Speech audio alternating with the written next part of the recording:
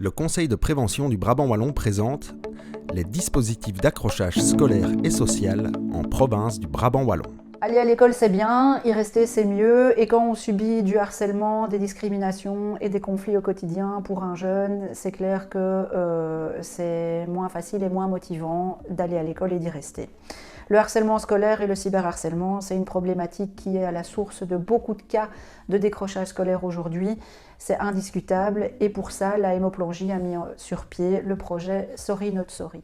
Le CEFA a bien sûr accueilli les bras ouverts la proposition de projet de la Hémoplangie, car ici, nous sommes toujours preneurs d'améliorer le contexte d'apprentissage de nos élèves, mais en plus, ce projet Sorry Not Sorry est une démarche préventive, car c'est un travail vraiment main dans la main entre les acteurs de terrain, donc l'AMO, le CPMS et les enseignants.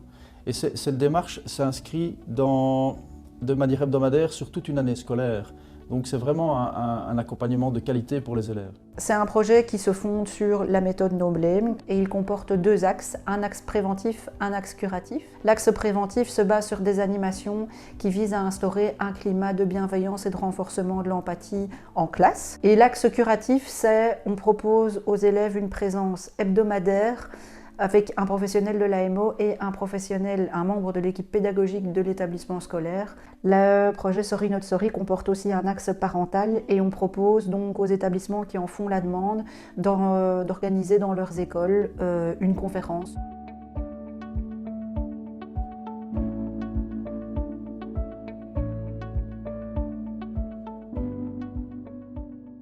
CQFD, c'est la plateforme de tutorat scolaire entre pairs en Brabant wallon.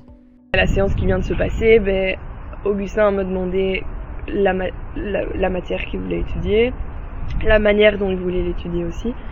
Et je n'ai fait que suivre ce qu'il voulait et je crois qu'il est content, donc c'est chouette. Moi j'avais demandé d'avoir de la discussion, parler sur beaucoup anglais et du coup c'est ce qu'on a fait et voilà. Et tu sens que tu as bien progressé ? Oui.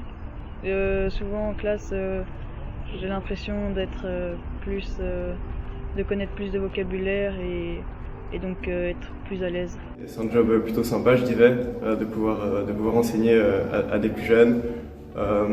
C'est aussi un job qui est flexible, du coup c'est facile parce qu'on peut moduler ses horaires soi-même.